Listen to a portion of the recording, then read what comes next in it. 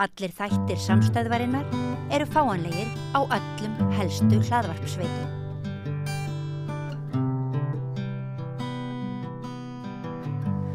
Komið þið sæl og verið velkomin að Rauðaborðinu í bókaspjall. Ég heiti Oddný Eir og með mér Vigdís Grímsdóttir. Komið sæl. Og undir lok þáttarins, eða svona seinni hluta þáttarins, þá kemur beint frá flugvellinum Eiríkur Örn Norðdal, rithöfundur og skáld, og ætlar að segja okkur frá nýjustu ljóðabókinni sinni og lesa upp úr. Hún er nú, hún kemur út bráðum, hún er enn óútgefin. En til okkar í fyrri hluta þáttar er komin Guðrún Steinþórsdóttir sem er bókmenntafræðingur og kennari, ritstjóri og bara almenn bókakona má segja. Og hefur gefið út, skrifað mjög magnaðar greinar sem eru á dálítið sérstöku sviði bókmenntafræði sem maður kannski hefur ekki alveg lesið áður. Þú ert svona eins og milli bókmenntafræði og læknisfræði og hefur verið að kenna líka í læknisfræðinni og læknanemar uppljómast mjög af þinni kennslu. Þar hefur maður heyrt og þannig að þetta er við þurfum að spyrja þig út úr. Þetta er svo margt dularfullt þarna þegar þú ert að ræða lesandan og hvernig hans ferli er og þannig. En við verðum að vera dálítið markvissar því þetta er dálítið til dæmis mjög þykk bók. Þessi raunveruleiki hugans er ævintýri. Og við skulum bara segja það eins og er að undirtitillin er valdarsögur Vigdísar Grímsdóttur, einkenni þeirra og viðtökur.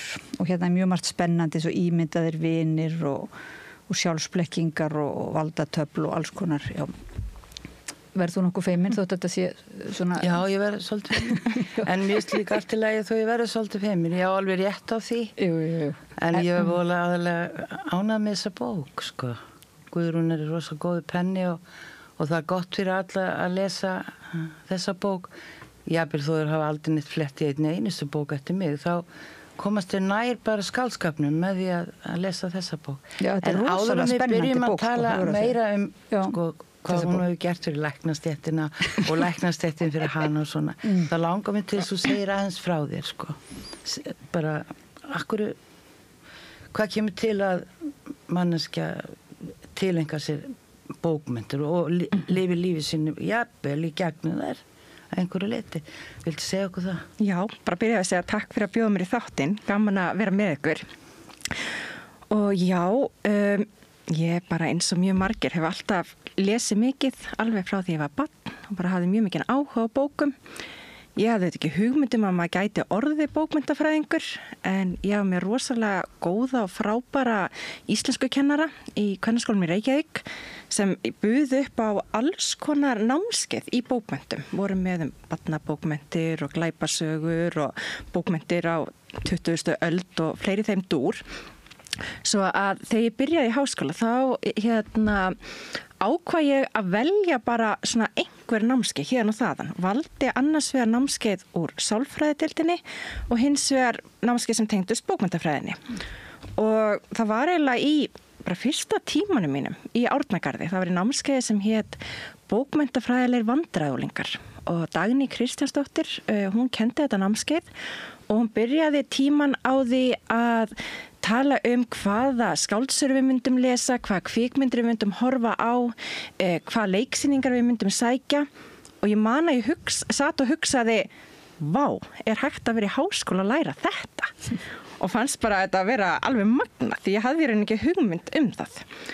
Og síðan var ég 2 ár bæði alltaf í íslensku, aðalega bókmenntakúrsum og sálfræðikúrsum en ákvað síðan að hoppa bara alveg yfir í íslenskuna og halda því áfram.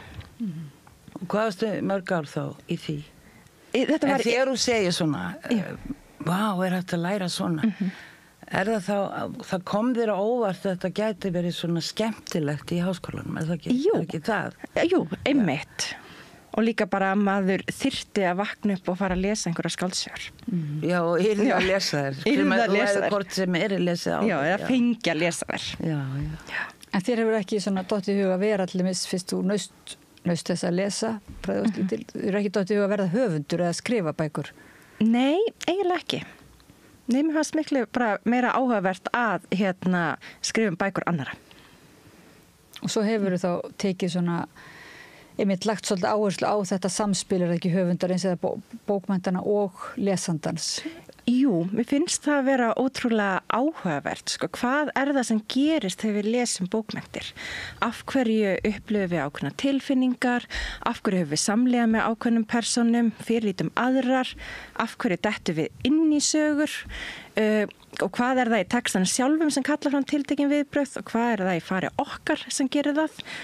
Og þetta eitthvað sem hefur svona verið að fara að skoða eins meira og meira svona síðustu áratíu og það svona kannski kemur þessi hugmynd fram sko að skáldskapurinn sé að einhverju leiti samvinnu smíð höfundar og lesanda. Það að segja að höfundurinn auðvitað kemur með orðin, bygginguna, persónuna en svo kemur lesandinn með ímyndunaraflið sitt og lífgar söguna við. Og að því að lesendur eru svo ótrúlega ólíkir og hafa svo ólíka þekkingu og reynslu að þá geta þeir upplega bækur og gjör ólíkan hátt. Og mér finnst það líka svo spennandi. En þú ert samt með þetta, ekki samt, en þú ert með þessa hugmyndum, ég skrifar hérna fannst mér eins og að það væri eitthvað sem byggðist upp, einhvers konar svona, eitthvað hugform, einhver rammi sem inn í höfði lesandans smám saman, sem eiginlega mótaði þá viðtökur nýsveg þegar einhver fer að lesa bók að þá fer hún svona inn í þetta rými einhvers konar og það kallar það ekki einhvers konar skynrými eða Jú, eða skemu. Það eru svona ákveðin þekkingarformgerðir sem við höfum í kollinum á okkur og í rauninni bara öll okkar svona þekking og reynsla sem bara mótast að því að vera til og umgangast fólk, lesa bókmenntir, horfa á kvikmyndir og og þegar við lesum bók þá erum við að nota í rauninni skemun okkar en við smíðum líka svokölluð hugarlíkun út frá frásögninni og þá það í rauninni þar hugmyndir sem við höfum til dæmis persónur, sögusviðið, atburðarásina og þessi hugarlíkun þau eru síbreytileg vegna þess að eftir því sem við fáum frekari upplýsingar úr bókinni því meira mótast hugmyndir okkar þessi hugarlíkun. En þarna þetta kemur líka þekking okkar og reynsla til sögunar. En ef það alltaf samskonar frásagnarmáti eins og maður stundum hefur áhyggjur af barnaefni sem stundum svona einhverjar teiknimyndir, mann finnst að vera dálítið svipaðir alltaf, það alltaf einhvern veginn fyrirsjáanleg framvita allavega í frásögninni. Já. Svona amerískar kannski er ég kvart eitthvað yfir svoleiðis, þú veist svona mikið af einhverjum amerískum teiknimyndum. Það ekki þá dálítið leiðilegt að það bara fari alltaf ofan í sama formið, þá breytist ekki þetta líkan þarna? Sko bæði og, því að sumir finnst bara mjög gott að vita að hverju ganga og sækjast í vissar formgerðir eins og við sjáum með greinabókmenntir. Að lesa ástarsögur sem hafa ákveðna byggingu eða lesa fantasíur sem við vita að muni enda vel eða glæpasögur þar sem ekki mér ljós hver sá hann seki en svo það líka þegar við kannski höldum að við séum að ganga að einhverju ákveðni greinabókmenntir og síðan bara allt inni kemur eitthvað sem tvist og gjörbreytir öllu. Þá getur það líka orðið eitthvað sem við tölum gæði við bókina. En svo hlýtur þetta að vera vola misjant eftir hver les. Algjörlega. Það hljóta að vera til milljón formgerðir. Algjörlega. Og sem við göngum inn í. Það ég kannski þarf að eyða alltaf miklum tími í að losa mig við mína fordómafullu formgerð. Mér rosa gaman að lesa glæpasögur ef það eru vel gerðar og skrifaðar eins og margar sem kom út hér.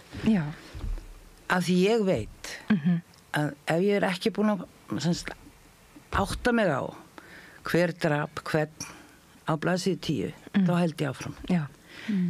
Það ein og ég fæ allt sem ég vil út úr því. Að lesa svona sem ekki segja þetta séu formúlur, aðri segja þetta séu eitthvað annað en fyrir mig þetta bara einhvers konar fullnægja á þessu sviði og svo ef maður fyrir að læra að þekkja höfunda til dæmis Oddný, hún myndi ekki skrifa glæpasögu og ef hún gæfi út bók sem hún hefði fengið gervigreindin hefði kannski skrifað fyrir hana og það stæði Oddný Eir Ævarsdóttir og ég læsi fyrstu 10 síðurnar og ég sæði það á annari síðu að hún væri að ljúga.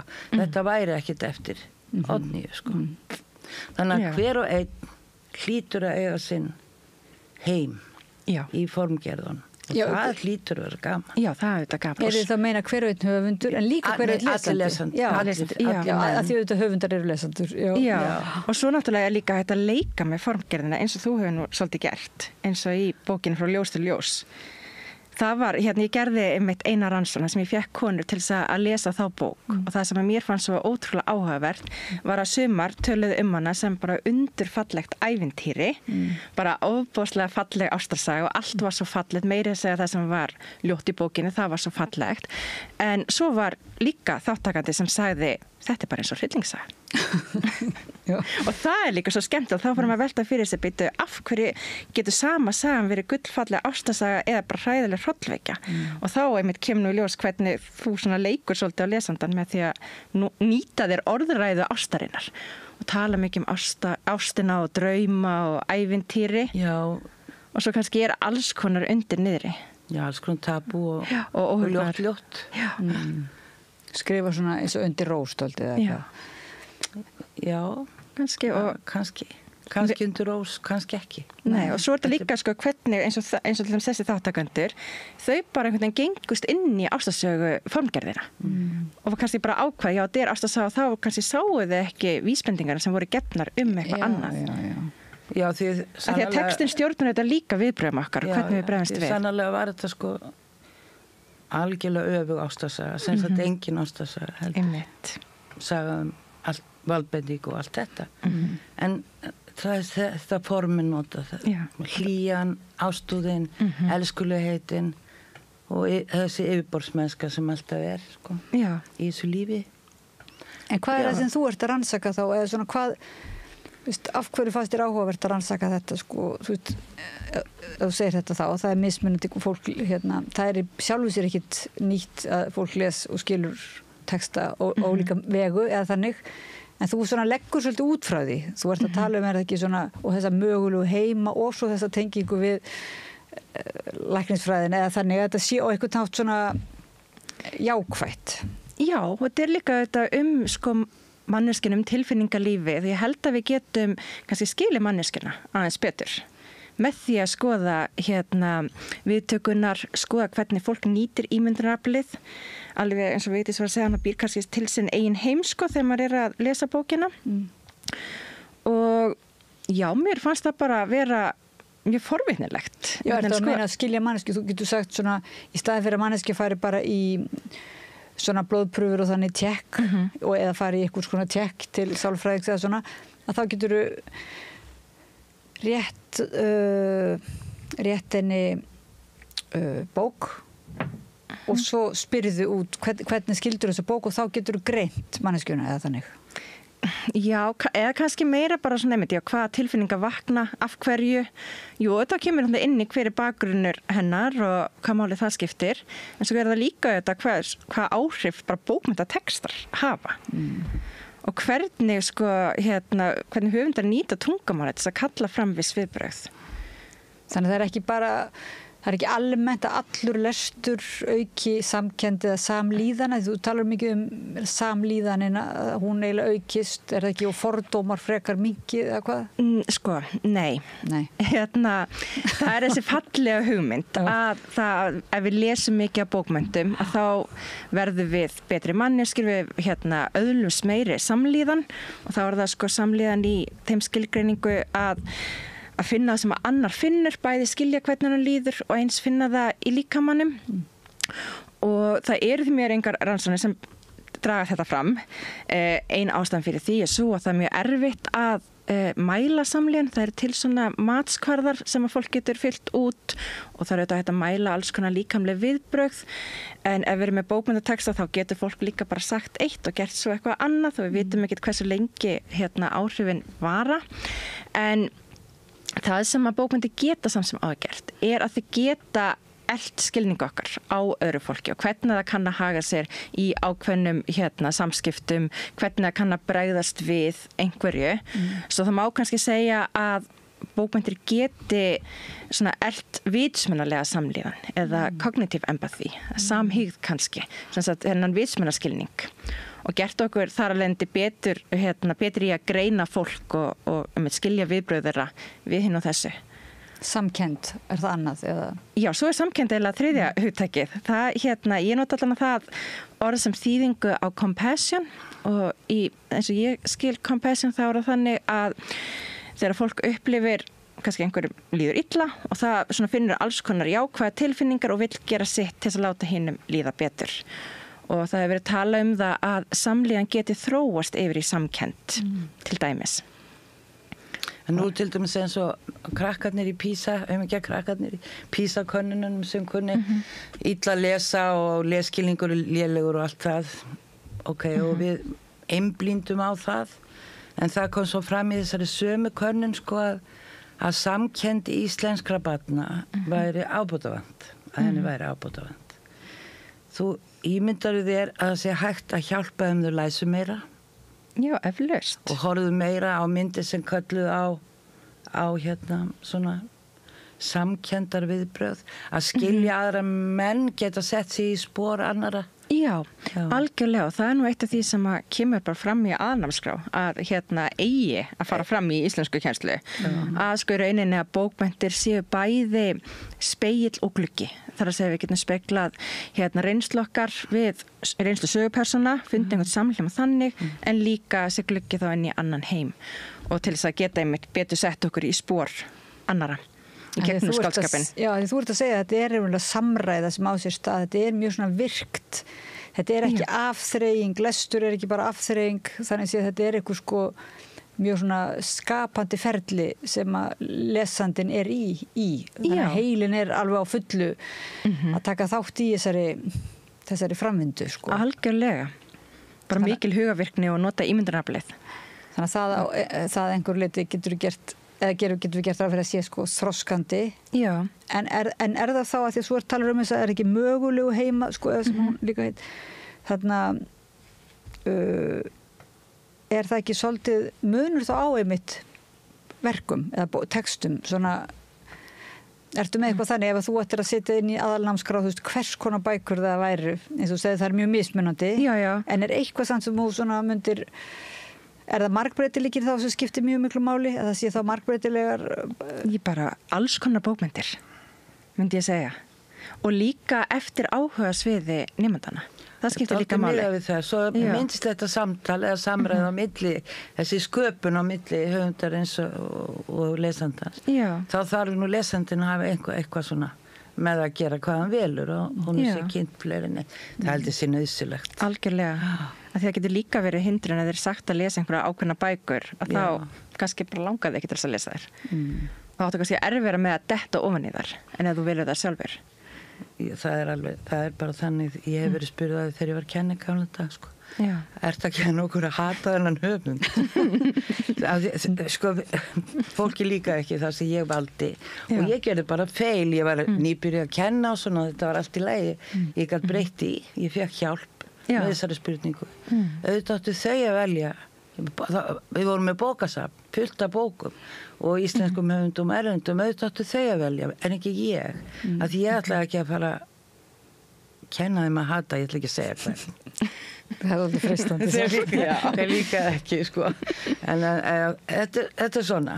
En þú notaðir þessa aðferð, sko, þessar samhygðar eða samkenndar eða hvað menn vilja nú kalla það, í læknisfræðinni. Mér finnst það ekki eins skrítið eins og mér þótti áður við komum hérna inn við rauðaborðið. Að því ég vissi ekki að þú hefði verið svona mikið í sálfræði. Þannig að þetta kemur svona allt skemmtilegt. Kannski kemur, einmitt, útskýrið eitthvað. Annars var ég búin að fletta þar upp í gervugreindinu og hún nefndi það og hefur mikla sálfræði þekkingu. En þetta sem kallast að því að það er talað um hagfræðinga en þú ert að tala hérna um hugfræðinga. Er það sem bara, hugfræðingar eru úr ýmsum greinum? Sko þetta er eins og, cognitive science eða hugræn fræði og það er eiginlega svona, þetta er svona yfirheiti einmitt sem tengir saman sálfræði, mannfræði, bókmenntafræði, málfræði, taugafræði og svona sem hafa það kannski sama sem stefnar inn að skilja mitt manneskina aðeins betur. Taugafræðin líka. Taugafræðin líka. Og hún tengist mikið samlíðunar rannsóknum. Hvað er að gerast í kollinu? Segðu okkur aðeins frá þessu, þú veist að kenna læknunum. Þegar að kenna læknunum, Það var bara svona mjög óvænt í rauninni. Það samstarf sem búið að vera lengi til og ég er ekki búin að vera í því frá byrjun. En það sem sagt Bryndís Benediktsdóttir, læknir og prófessor emeritus við læknadeildina. Hún var með námskeið í samskiptafræði sem alveg bara mjög stórt námskeið og hún var byrjuð að nýta bókmenntateksta í kennslu til þess að kenna ýmislegt samskipti. Svo heyrði hún viðtal við Ásdísi Egilsdóttur sem var prófessor í miðaldabókmenntum.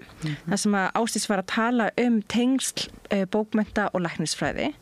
Og Bryndís hringir í hann og spyr hvort hann vil ekki koma og kenna hjá sér og Ásdís til í það og tekur Dagnýju Kristjánsdóttur með sér sem var prófessor í íslenskum nútímabókmenntum og þær sem sagt byrja að kenna þarna held ég fyrir svona 13 árum eitthvað svoleiðis og svo kem ég líka inn í þetta 2 árum seinna. Og það sem ég hef verið að kenna, ég kem bara nokkru sinnum inn fyrstu 2 árin hjá þeim og með henni Kristínu Sigurðardóttur lækni sem náttúrulega algjörlega frábær og gott að hafa sjónarhorn læknisins og alveg nauðsynlegt.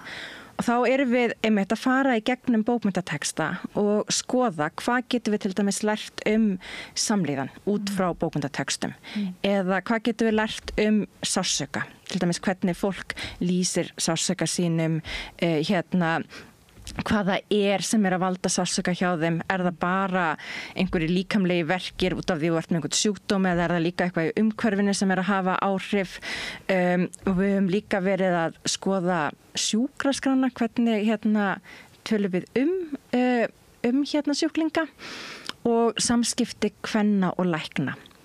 Og það auðvitað manni kannski finnst fyrst að læknisfræði og bókmenntafræði eigi ekkert rosalega mikið sameiginlegt en það sem að sameinar þessi 2 fög frásögnin, sagan og náttúrulega læknar eru alltaf að taka sögu hjá sjúklingum sínum og eru alltaf að greina frásagnir og þurfa að vera svolítið flinkir í að vita hvað það sem að skipti máli fyrir greininguna og hvað ekki. Og vera svona góðir í undirtekstanum og vera meðvitaður að staldra við til dæmis tilfinningarorð þegar fólk að tjá sig eða ákveðna líkingar og vita hvenær þeir eiga að spyrja betur út í eitthvað. Svo þarna svona ákveðin snertiflutur, má alveg segja. Og margir læknar hafa síðan byrjað að skrifa, kannski búin að heyra svo margar sögur. Þeir kannski byrjað að skrifa sögur. Já, algjörlega, það eru til alveg fullt af skáldlæknum einmitt og þetta hefur verið rosalega svona skemmtileg samstarf bókmenntafræðinga og lækna. Við höfum verið saman með málstofur á þingum, bæði á hugvísindaþingin eins á læknadögum og læknarnir hafa komið til við höfum haldið námskeið, bara heilt námskeið sem heitir lækna hugvísindi og þá hafa læknar komið heimsó til okkar líka inn í íslensku deildina. Svo þetta hefur verið rosalega gott og bara gjöfult samstarf. Og algjör gagnkvæmni. Já. Því það hefur grætt á þessu líka. Algjörlega. Og læknarnir hafa átt að sjá að bókmyndin geta hjálpað til að skilja fólk betur. Já, því að ofta fáum við svo miklu greiðari aðgang að tilfinningalífi fólks í gegnum persónusköpunina. Fáum að skiknast inn í kollina fólki, hvað það að hugsa, hvernig líður, hvað þið finnst. Og með því að lesa kannski bara ákveðna sjúkdóma í skáldskap, þá geta svona læknarnir sankað að sér að læknanemarnir ákveðni reynslu án þess að þurfa að ganga í gegnum hana sjálfur.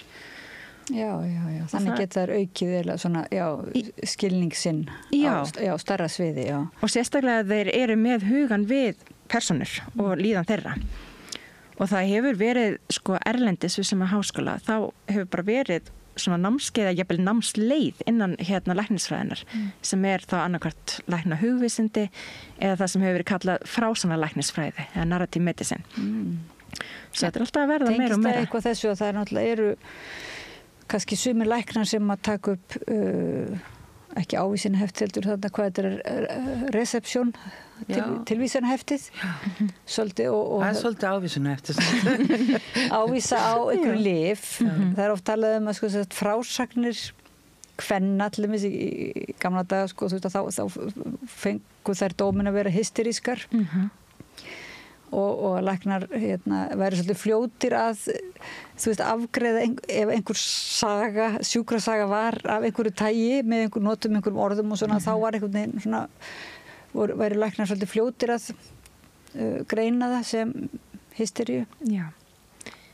Já, ég held að það sé ekkit bara í gamla dag, það alveg ennþá. Ég held það nú sko. Já. Það sé ennþá. Já.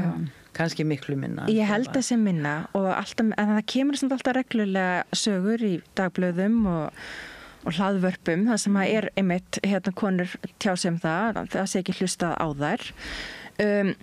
Og það þetta mikilvægt að hlusta á þessar sögur. Og en ég held þetta sé að því að þær eru tilfinningaríkari þegar þær eru að tjá sig líðan sína. Og þær lifa svolítið þessar stereómyndir að svona kallar býta á jaxlinn og bara þegi, bölvi hljóði, meðan að konuna tjá sig þetta. En áhrif, getur verið til að læknar greini áhrif frá einhverjum bíómyndum eða bókum segjum sem svo að það komi sé einhver hryllingsmynd sem að lýsa einhverjum sjúkdómum og svona espi upp ótta unglinga til dæmis við einhvern sjúkdóm, sko, þú veist, getur það ekki beinlínis haft áhrif á upplifun fólks af sín megin líkama ef það er mikið að lesa eitthvað svona hryllings... Örugglega. Ég hugsa það. Hvað segir þið? Hafið þið reynslu af þessu? Nei, en sko, það hefur mig... Það gæti passa núna vel inn í allar þessar mannátubækur sem ég verið að skrifa. Já. Já, ég til dæmis get ekki lesið hryllings, eða ekki séð hryllingsmyndir eða lesið hryllingsbækur, af því að þá hefur það þannig áhrif á mitt ímyndunar allavega ég þá frekar trúið því að sé, þú veist, einhver hryllingur, já, þannig að ég bara sá svona mjög fljótlega þegar ég byrjaði að horfa á efni og lesa að ég get ekki, það var ekki samkvæmt læknisráðun eitt, en það var samkvæmt svona mínu eigin læknisráðun. En meðan að sumum finnst það rosalega gott að eiginlega horfast í augu við einhvern hrylling í lestrinum. Já. En maður getur náttúrulega alveg sé hvernig kvikmyndin líka að fanga svolítið samfélagsumræðina eins og það var rosalega algengt að gera kvikmyndir krabbamein. Það hefur minnkað mjög mikið. Í staðinn hafa komið kvikmyndir minnisklöpp, Alzheimer. Þær hafa orðið svolítið vinsalar á 21. öldinni. Já, það sem svona ásæknir sjúkdómar, sko. Já, og eftir því bara sem lífaldur hækkar og fleiri greinast með heilahrörnuna sjúkdóma. Verið að sína fram á það í einhverjum bíómyndum sko að jafnvel doktorar og prófessorar þeir geta fengið Alzheimer og ekkert kannski síður en rithöfundar og sundlaugaverðir. Allir eru þar undir sko og þá auðvitað þetta nýtt. Já.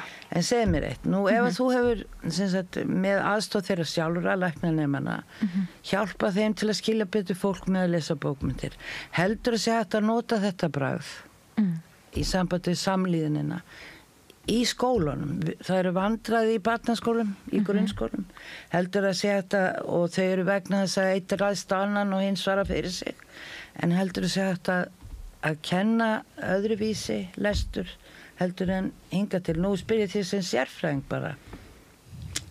Já, sko, ertu þá að tala bara hvernig við tölum bækunar?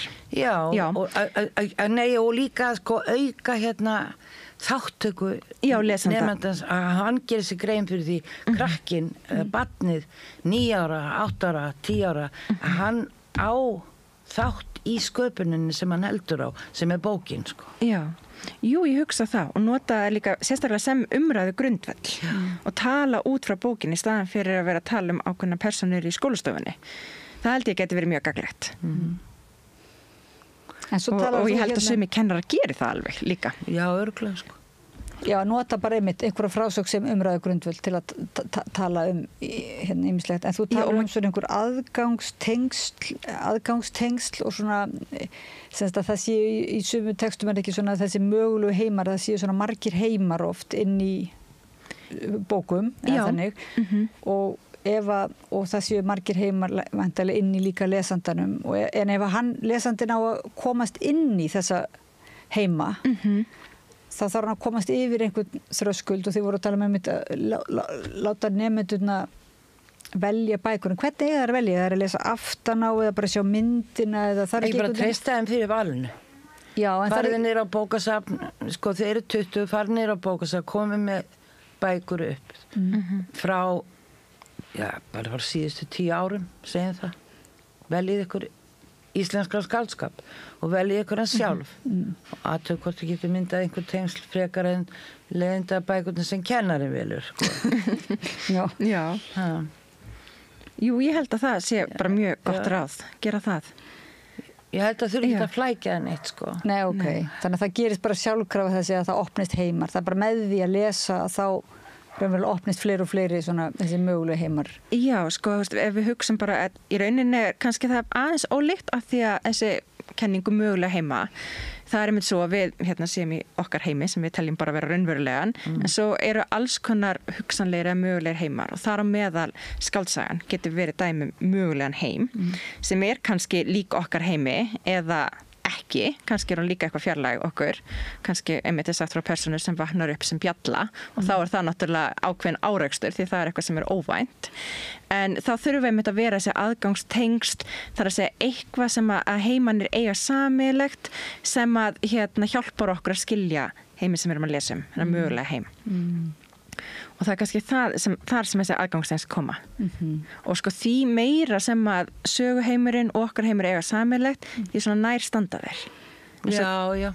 ég var að lesa daginn ljóðbókin Melkorku sveppina Já Ég vissi það ekki fyrir en ég las þessa bók og ég er miðri og alls konar að ég væri sveppur Já Nei, að mitt tilfinningarlíf að hvaðan hefði tekist vel í bókinni að lýsa mínu tilfinningarlífi og ég er sko kona en ekki sveppur Já. Ég hvet alla til að lesa þá bók til dæmis ef við erum að prófa aðra heima en sem er í rauninni við eigum, þessir heimar eiga svo margt sameiginlegt Já, einmitt og kannski okkur talika sem að dregur fólk að skáldskap fá að fara inn í aðra heima upplifa eitthvað annað upplifa að vera sveppur Það var gaman. Já, var það ekki? Þessu tilviki, sko, það var það gaman, já. Þannig að við þurfum ekkert eitthvað sérstaklega að hugsa þennan aðgang eða hún var að tala sálfræðingur, var að tala svona raunverulega sálfræði rasismans, að þú veist að það væri svo mikilvægt að fólk bara hittist, þess að ólíkt fólk og ekki bara í rasisma, heldur bara í ofbeldi í grunnskólum og einelti og þannig það er þetta einhvern veginn að það væri einhver staður þar sem að mann gæti einhvern veginn bara átta sig á því að það er eitthvað sem mann eiga sameiginlegt svona, eða ég man ekki hvort ég hef þetta rétt eftir eða þannig Já. en þessi svona og líka bæði það er forvitnilegt að fara inn í ókunnan heim og maður græðir á því að fara inn í einhvern ólíkan heim en eins og þú segir, það er kannski fæstir vilja alveg henda sér út í algjör óvissu eða hvað, flestir vilja hafa einhvað svona sem að minnir þú á sinn heim Já, kannski, en svo er það rosalega bara misjant, rosalega persónubundið bara hvernig bókmenntir sækjumst við í því á meðan að sumir sko sækja í bara mjög mikla raunsæis bókmenntir þá er alltaf aðrir sem að elska fantasíur eða dystopíur eða eitthvað í þeim dúr og það sem er að gera hluti sem geti alla jafna ekki gerst í okkar heimi En svo getum við alltaf líka verið með bókmenntir sem eru alveg raunsæðir en það er kannski verið að segja frá vitundalífi fólks og segja frá hvað það er að ímynda sér og þá erum við komið með líka mögulegan heim persónunnar og það þetta tengist líka ímynduðum vinum að þú nefndi þá áðan kannski persónur eiga sér ímyndaða vini og svo getum við sem lesendur líka eignast ímyndaða vini bara í persónunum sem við erum að lesa í bókunum En þú nefnir það einmitt að við lengi verið sko þótt eðlilegt að börn ættu svona sér ímyndaði vini en það þætti yfirleitt svona til marks geðveiki að ef fullari fólk ætti sér ímyndaði vini. Já, það var hugmyndin. Og það en er það ennþá hugmyndin? Nei, það er ekki ennþá hugmyndin. En meira þess að var það líka þannig. Þú ert safe. Hjúk. Nei, meira þess að var það líka þannig að sko börn sem áttu ímynda vini, það var talað þau ættu erfitt, þau varu rosalega einangruð, liðu illa, en sem var svo kannski einmitt alls ekki raunin, heldur var þetta bara leikfélagi. Og svo reyndar las ég skemmtilega grein, eða reyndar ekki skemmtilega, eiginlega pínu sorgleg, fyrir nokkrum árum það að ímynda vinir var í útrýmingarhættu. Af því að núna hefðu börn svo mikið áreiti, það var alltaf eitthvað fyrir þau að gera, við væru svo sjaldan bara ein og getur látið sér leiðast og fara að spinna sögur og búa til samtöl á milli sín og ímyndaða vinir. En hérna held ég stendur ykkur stær í bókina, ég veit ekki hvort það núna eða þá að þá var álítið ef að börn ættu svona mjög raunveruleg, eða ættu ímyndavinni sem að þeim þættu mjög raunverulegir og væri í svona samræði við og þá verði annarkvort krakkar sem ættu eitthvað erfitt heima hjá sér eða kemur frá mjög skapandi heimilum, það fór eiginlega, það var svona... Það getur verið erfitt líka, sko. Já, það getur ímyndað sér. Já. Jú, það var svolítið svona sem var að koma fram úr sálfræðirannsóknum. Alltaf bandarískum sálfræðirannsóknum. En var það engin munur á tengstlunum við ímyndaða vinnin eftir ef þetta var svona byggt á kvíða eða byggt á... Jú, í rauninni var líka verið að draga fram hvað þetta gæti verið ólík tengsl og úr hvernig umhverfi gæti sprottið. Og svo einmitt að því að ef við tölum fullorðið fólk og ímyndaða vini, þá náttúrulega eigum við gjarnan í einhverjum svona ímyndum samskiptum, bara við erum bara kannski ekki endilega að deila því með öðrum. En það er til dæmis, það var gerð rannsókn þegar að Diana prinsessa dó, að þá kom rosalega mörgum á óvart hversu hryggir þeir urðu við látennar að þeim fannst þeir þekkjana og þá áttu þeir svona í dálítið ímyndum samskiptum við hana eða tengslum. Já, það, já. Fallegt. Já, fallegt, já. Og þá það eiginlega svona ein spurningin hvernig eins og þegar verið að lesa bækur og tala um bækur þar hvernig fannst þér persónurnar og hvernig fannst þér persónugerðin eitthvað svona tæknilegt svolítið en þarna spurningin hvernig leið þér við að lesa þessa bók hvernig virkaðist ímyndunarafl þitt og tilfinningalíf við lestur þessari bók og eignaðistu einhvern kannski ímyndaðan vin eða fannst þér þú fara inn í marga heima þetta svolítið svona önnur nálgun, er það ekki? Jú, þetta svolítið önnur nálgun, algjörlega. Það það. Og maður getur ímyndað sér að það verður svolítið gaman að vera í leshóp þar sem maður myndi ræðum þetta. Já, því það koma svo margir möguleikar, sko. Og líka bara margir heimar. Já, pæli hvernig myndið þú nefni glæpasögur, ég get alls ekki lesið glæpasögur, af því það virkast ekki einhvern veginn þetta, eða ég veit ekki hvað það er. Það verður svolítið gaman að spyrja sig að þessu, sko, prófa alls konar bækur og finna út því. Já, og svo getur maður að sé, sko, þegar persóna fara svolítið að lifa bara sjálfstæðu lífi, að við sækjum svolítið framhaldsbækur að því að við höfum skapað tengsl við persónu og mér fannst þetta alltaf skemmtilegt að því ég var eins og að skoða Eddubækunar hennar Jónínu Leósdóttur þar sem að Edda býr í blokk á Birkimel og alltaf að leysa sakamál í Vesturbænum. Já, bara í hverfinu. Bara í hverfinu, þetta mjög notalegt, hún nágranni minn. Og það í COVID, þá setti Jónína á Facebook niðurskrifuð símtöl sem hún átti við Eddu. Og það var svo fallegt að þá komu alls konar lesendur sem segja, hvað gott er allt gott að frétta Eddu. Ég er búin að hugsa svo mikið til hennar. Ég bið innilega heilsa henni. Og þá var þetta svona svolítið skemmtilegur leikur. Sýndi alveg vel hvað fólk hafði tengt við persónuna. Skemmtilegt. Ég sá þetta ekki. En hvað það með ritskoðunina? Þegar það verið að ritskoða, hvað finnst ykkur um það? Þegar verið að núna taka barnabækur sem kannski margir hafa tengst en sem eru einhvern veginn þykja ekki svona æskilegir og jafnvel út frá svona trámakenningum er það ekki að þetta sé svo svona triggeri sko mikið sársöka á þannig.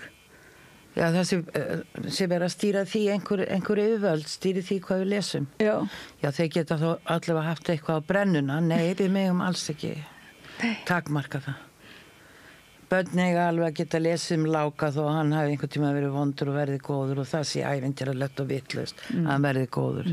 Þú veist, börn ekki hálfvitar. Þau eru klár. Þau vita nákvæmlega hvað er gott að lesa og hvað er ekki gott. Nákvæmlega eins og þeim finnst gaman að horfa á Blæju 1 og 2 og svo 3 er best, sko, sem eru teiknimyndirnar í sjónvarpið. Börn, við þurfum að treysta börnum til þess að þau geti treyst okkur, sko. Já, en getum við ekki líka þá rætt það bara? Nota tækifæri, ef það rosalegi fordómar í bókunum.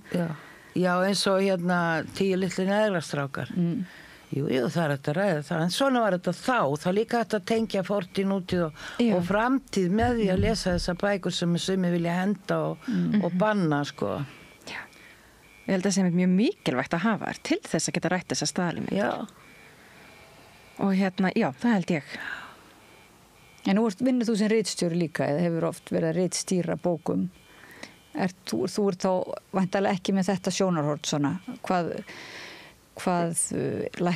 getur verið sálfræðilega vont fyrir börn eða lesendur að Sko, ég hef reyndað að hugsa svolítið það, því ég hef líka verið að kenna í framhaldsskóla og þar hef ég reglulega einmitt heyrt talað að kennarar hafi fengið kvartanir frá nemendum og foreldrum bækur sem að þeim finnst ekki að eigi að vera til kennslu og til dæmis bækur eins og Salka Valka, Sjálfstætt fólk, smásögur eins og frá Sunnudagskvöldi, Mánudagsmorguns eftir Ástu Sigurðar, Í draumi manns eftir Söfu Jakobs, en líka nýra efni eins og Mánasteinn eftir Sjón og Blóðberg, alltaf kannski nýjasta dæmi. Já, einmitt.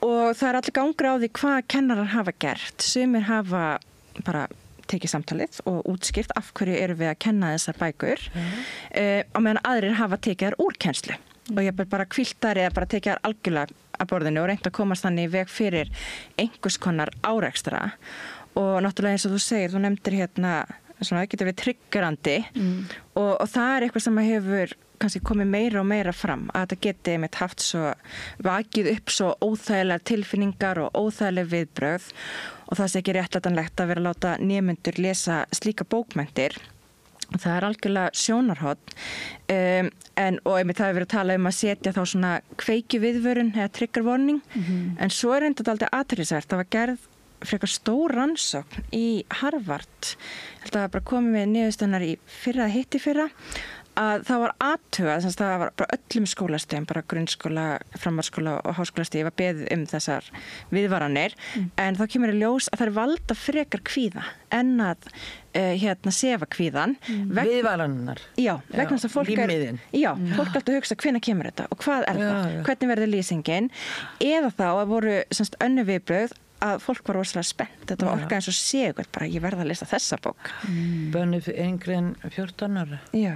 Komdu með mér mamma á myndina, hún bönnu fyrir 14 ára. Já.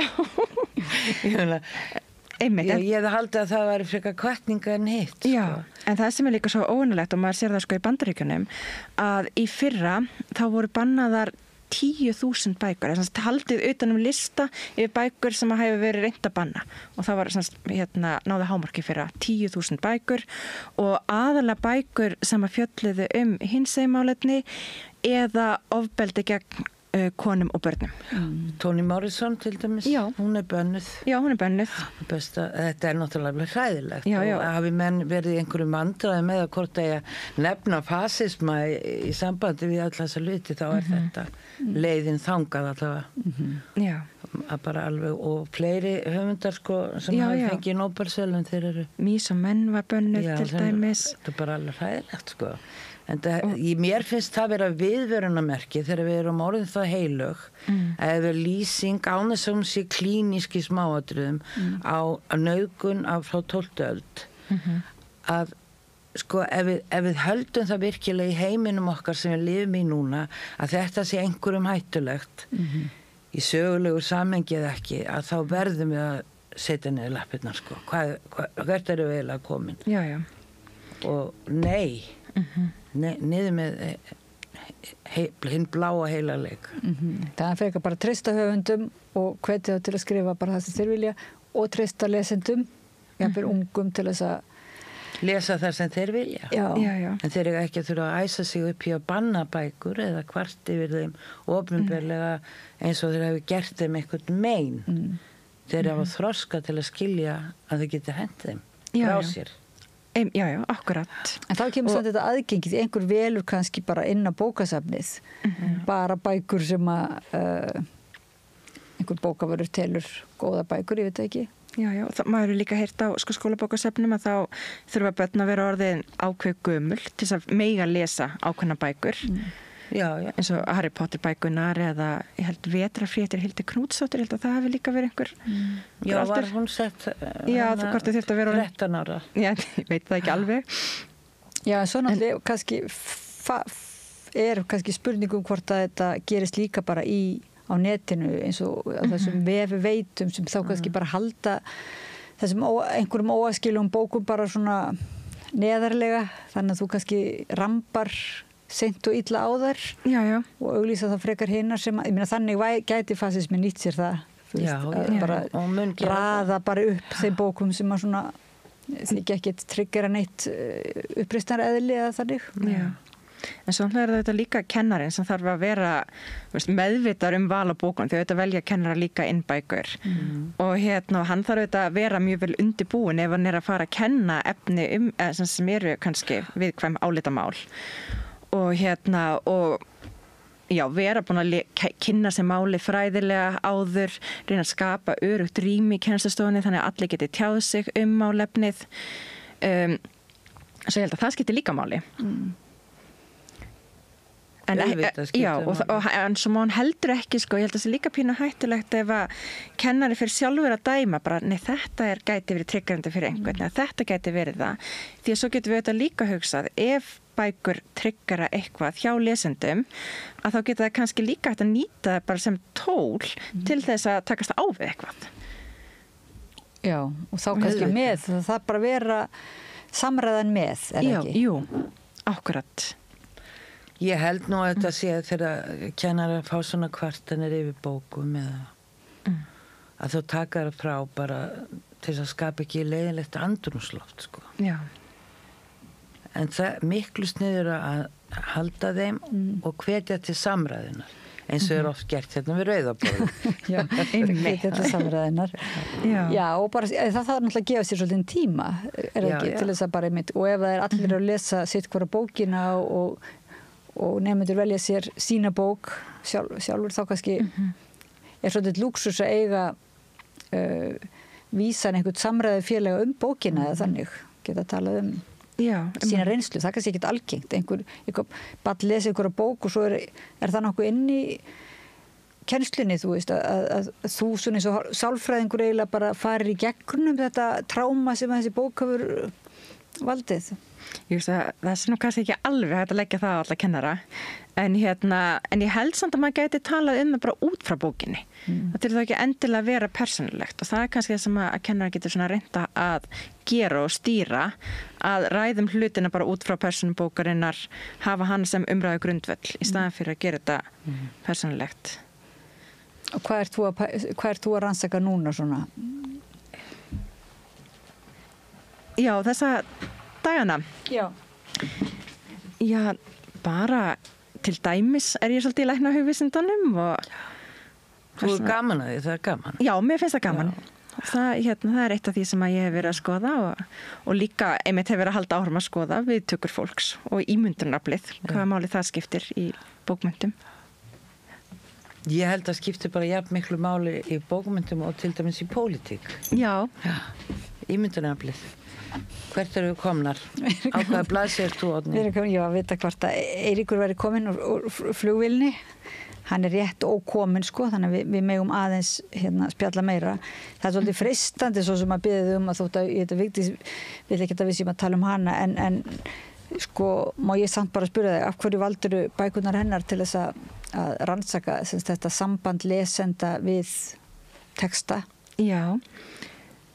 Ég var aðeins byrjuð að skoða svona tilfinningarleg viðbrögð við bókmyndateksta og fannst það að vera mjög áhugavert og svo bara var ég svo ofboðslega hrifin af verku Vigdísar. Hún var bara búin að vera einn af mínum uppáhaldshöfundum frá því ég var í menntaskóla og mér langaði til þess að skrifa bækurnar hennar og vissi að ég yrði ekki leið á þeim af því ég vissi að þetta yrði langt verkefni og svo náttúrulega eru þær þannig að þær kalla fram svo sterk og mikil tilfinningarleg viðbrögð. Ég hugsa að þetta væri mjög góðar bækur í svona rannsókn. Og það reyndist vera? Já, það reyndist algjörlega vera. Það er rosalega, þú kvótar hann einhver mjög mikil og ólík tilfinningarviðbrögð við verkunum. Já. En þú lýsir nú einhvers staðar held í einhverju grein sem ég get ekki haft eftir, þú lýsir því að það er eitthvað við textan sjálfan. Já. Sem gerir það verkum að hann býður upp á svona mikið. Hvernig getur lýst svona ólík viðbrögð og svona miklar tilfinningar? Er það bara því það er svo miklar sem sagt, er eitthvað svona... Það er kannski umfyllunarefnið, persónusköpunin og svo stíllinn hefur líka mjög mikil áhrif og getur alveg átt þátt í að kalla fram viss viðbrögð. Getur þú nokkuð nota tækifæri að spyrja þig? Já. Af hverju eru þær svona upplaðar fyrir úrvinnslu þá eða tilfinningatjáningu? Fyrir Guðrúnu. Já, fyrir Guðrúnu allavega. Sko, þegar ég hef lesið bækur Vigdísar, hafi engin áhrif á mig. fyrir en ég svona 7. gerð, sko. Þegar ég er búin að skrifa þar. Þá verð ég svo fegin að vera búin með þar. En ekki að það sé nokk tíma leiðilegt. Aldrei. Og þú þarft ekki svona trigger warning, svona kveikju limmið eða eitthvað, svona, þú veist, þú lest ekki þín eigin bók og fer bara allt í hún að gráta. Nei, mér langar að prófa það. Hvort það er möguleiki fyrir mig að lesa eitthvað sem ég held að ég hafi skrifað sjálf. Hvað segir hana sem gervigreindina, Guðrún? Já, hún er svolítið ókvikjandi. Haldið hún minni skrifa góða bækur? Fyrir 2 árum lastu fyrir mig kafla úr það sem gervigreind hafði skrifað. Hún var mjög skapandi. Og hún sagði til dæmis að ég hefði skrifað, það var þarna... Þú skrifar það sem djöflegan rís. Það sem djöflegan rís og ég var að lána með hana. Já, og Íslandsklukkuna. Og Íslandsklukkuna. Ég var dálítið glöð þegar gervigreindin sagði að ég hefði skrifað Íslandsklukkuna því að ég var svo hrædd að fólk hefði ekki fattað það. Einmitt, komin tími til. Og alltaf að setja það, ég minna Einar Karlsson, hann farið djöflegin og þú veist, ég auðvitað skrifaði ég þessar bækur. En það 2 ár síðan. Já, og svo skrifaru líka bók sem hefur ekki farið hátt. Já, býtu, hvað hétt hún aftur? 70 ár í ruglinu. 70 ár í ruglinu. Og þetta er bara, þetta er sem sagt, það gefur fyrir 2 árum, gefur gervigrindi þetta. Jæja, í dag er hún orðin algjörlega, hún er mötuð einhverjum rosalegum heimildum. Já. Því að ég hef gott eitthvað báðum, þá hef ég látið hann að segja mér eitthvað sem ég held að ég vissi ekki og það hefur hún gert og það sem meira er að hún fer ekki með fleipur. Nei. Sem hún gerði heldur ekki, þú veist. Nei, áður. Í dag er það bara að vita það allir sem að vilja vita að auðvitað skrifaði ég Íslandsklukkuna og er ána með það. Mjög vel heppni hjá þér. Já, það er mjög gott, en það er nú sagt svo sem að er ekki einhver prósetta gervigreindin, sko, henni skjáttlist allavega á sömu sviðum mjög svona mikið, en hún getur verið svona sem kallast skapandi. Ég veit ekki hvort hún er skapandi, hún hefur náttúrulega óbúslegan heimildagrunn. Já. Og hún, jú, það er einhver úrvinnsla. En þetta er eitthvað sem að fólk á eftir að nota sér mikið og engin ástæða til annars, þú veist, af hverju getur þú sagt mér hvers vegna margir telja Trump vera fasista og það kemur bara svara við því. Og þú getur svo nota þín eigin gervigreind eða vitsmuni til þess að greina það rétta. En er eitthvað í þinni verkfæraskúfu, doktor Guðrún Steinþórsdóttir, sem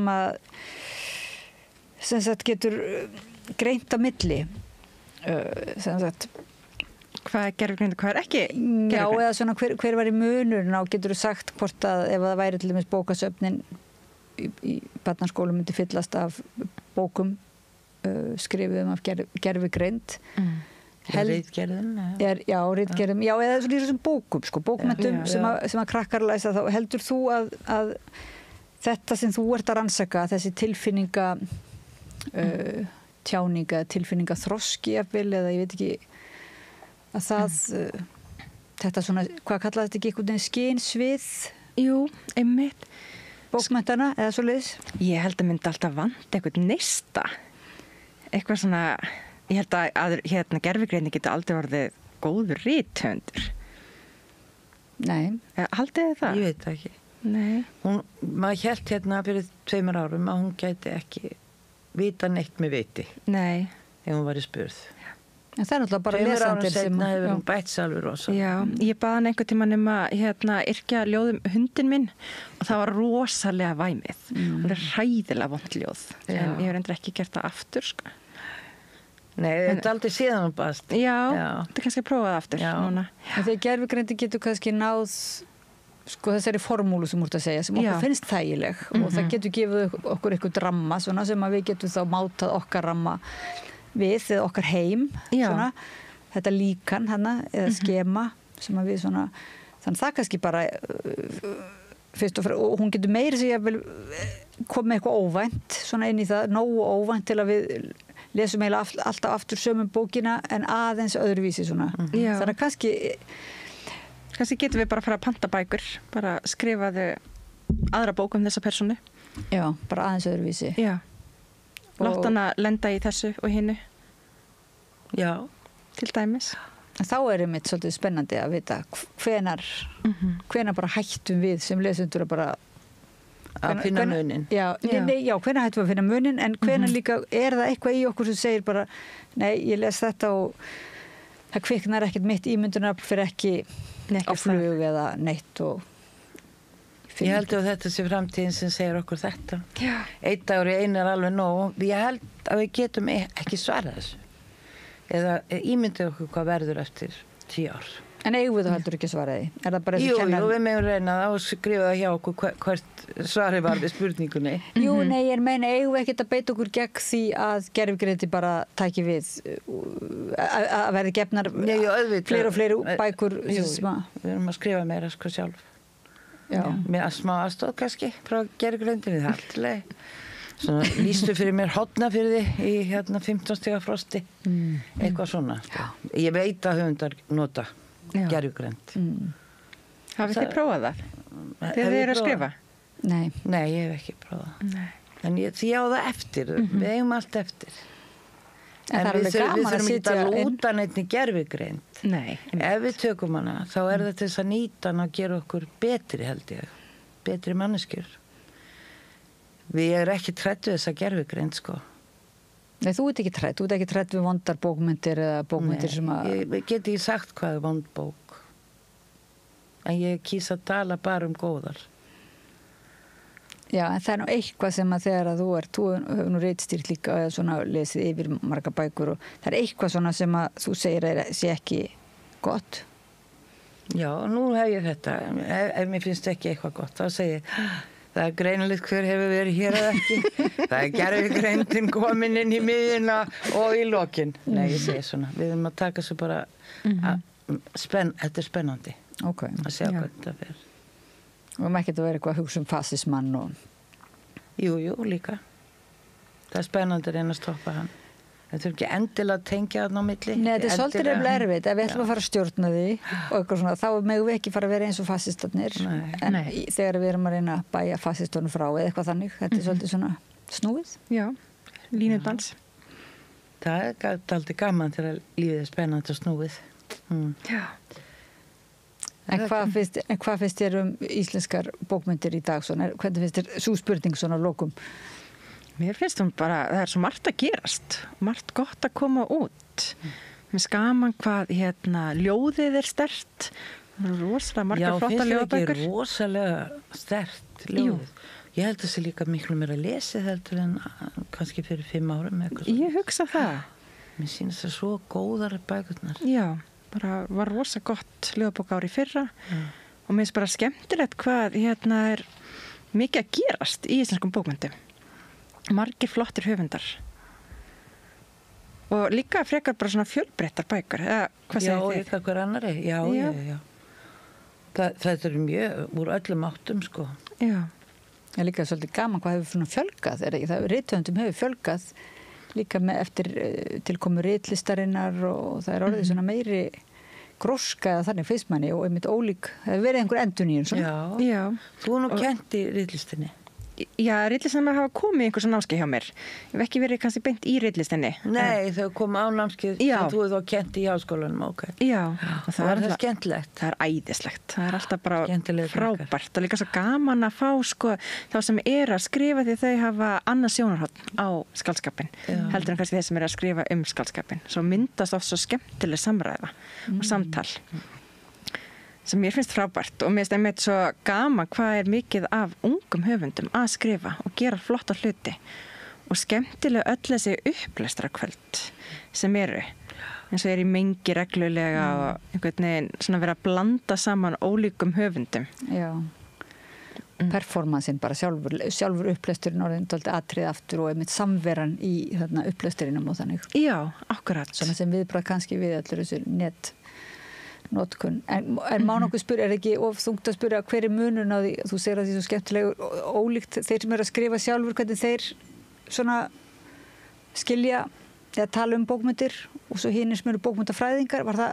Já, það er svona stundum, kemur svona munur og þá kannski líka erum við með fólk sem er að hugsa hvernig á ég að haga texta mínum til þess að kalla fram viss viðbrögð eða hvað góð persónusköpun og hvernig býi til hennan söguheim eða mögulega heim. Svo það einhvern veginn kemur líka inn í, verður svolítið svona dýnamist samtal. Þannig að þessi mögulega heimur, hann verður að hafa hann hefur einhver einkenni, hann verður að hafa eitthvað, er það ekki, til þess að vera mögulegur heimur? Jú, hann verður alltaf að hafa líka, einhver tengslu okkur, hann verður, og þá getur hann verið misjafnir, Það þurfum að hafa jörð alltaf til að standa á í öllu.